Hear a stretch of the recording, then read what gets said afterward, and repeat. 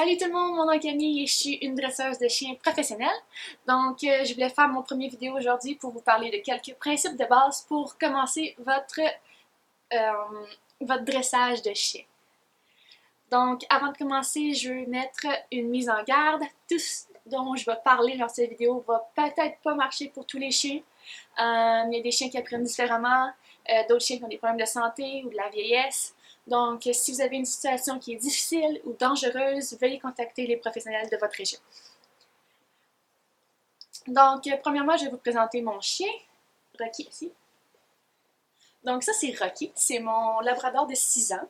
C'est mon gros bébé.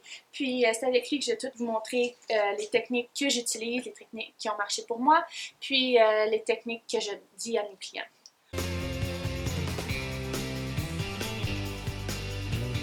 Donc, pour dresser un chien, premièrement, qu'est-ce que vous devez avoir? C'est un chien. Deuxièmement, c'est une bonne technique qui va marcher avec vous, puis qui va être vraiment avec vos valeurs, puis qui va bien marcher avec votre chien. Donc, il y a plusieurs techniques dans le monde. Moi, j'aime ça utiliser deux techniques en particulier, soit la technique traditionnelle ou celle du clicker. Donc, pour la technique traditionnelle, c'est une technique qui n'utilisera pas la nourriture. Ça va être une technique que, comme récompense, ça va être le toucher et votre voix. Donc, à chaque fois que votre chien va faire un bon comportement, vous allez le toucher, le flatter, puis lui dire quelque chose pour l'encourager. Donc, moi, j'aime bien utiliser good boy, mais ça peut être bon chien, puis tout ça. Donc, quand vous allez commencer votre entraînement avec votre chien, vous allez lui dire le commandement que vous voulez qu'il fasse. Vous allez dire son nom, le commandement. Vous allez attendre qu'il le fasse comme il faut. À la minute qu'il a fait comme il faut, vous allez dire « bon chien » et puis vous allez le flatter en même temps. Une chose à retenir, c'est si votre chien n'a pas beaucoup d'énergie, vous devez lui donner beaucoup d'énergie quand vous allez le féliciter puis le toucher pour être sûr de le mettre encore plus confiant puis l'activer. Sinon, sa session d'entraînement risque d'être un petit peu courte puis juste le désintéresser. Si vous avez, contrairement à un chien qui n'a pas beaucoup d'énergie, si vous en avez un avec beaucoup d'énergie comme un labrador, vous allez devoir être un petit peu moins enthousiaste pour le faire décoller. Si je serais avec Rocky et utiliser la méthode traditionnelle puis que je serais trop énervée, il va commencer à sauter puis il ne sera plus concentré du tout sur ce qu'on faisait présentement. Donc, ça va toujours dépendre de votre chien, de son énergie puis son intérêt aussi face à l'entraînement. Donc là, je vais vous mettre une vidéo de comment j'entraîne Rocky avec la méthode traditionnelle. Okay.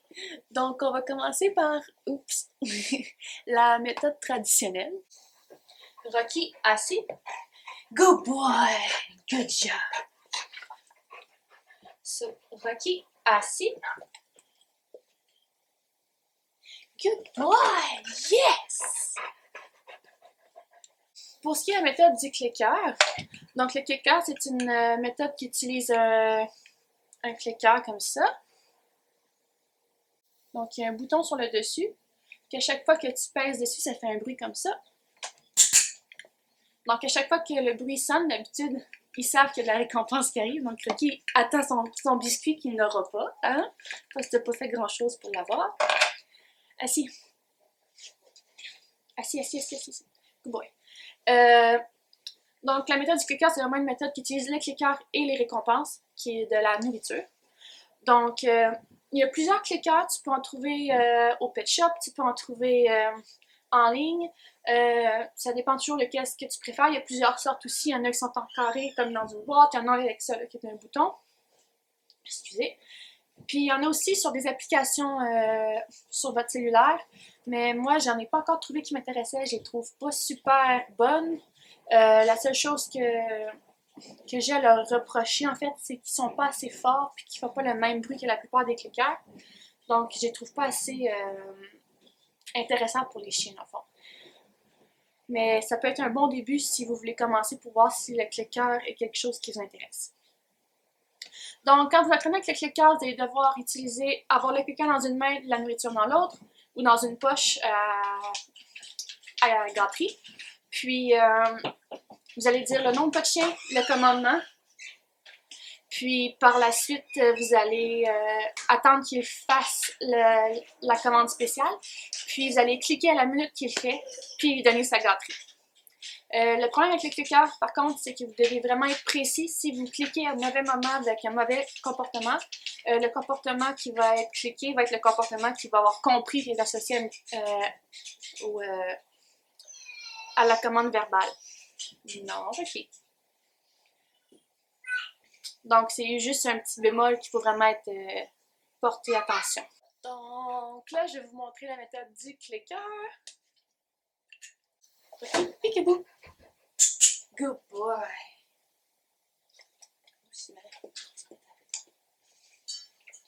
Ok. Tourne. Tourne. Good boy.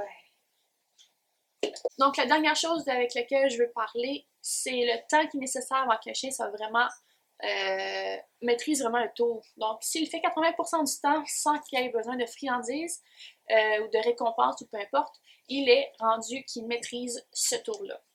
Ça peut prendre jusqu'à 21 jours ou 1000 répétitions, tout dépendamment du nombre de temps ou le nombre de fois que vous l'entraînez par jour.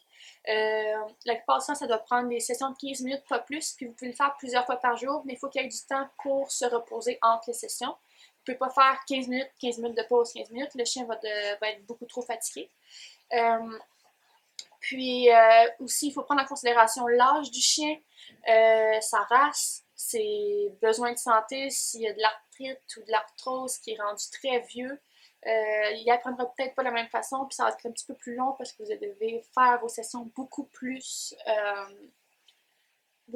petites. Donc des petites répétitions avec ces chiens géantriques-là.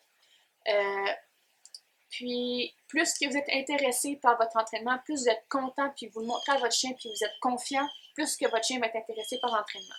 Il y a aussi des chiens qui ne sont pas intéressés du tout, ça dépend toujours des chiens de leur personnalité. Comme il y a des humains, ça intéresse l'école, il y en a d'autres que ça ne les intéresse pas. On n'a pas tous les mêmes intérêts, ils sont tous différents et uniques, donc il faut travailler avec ça.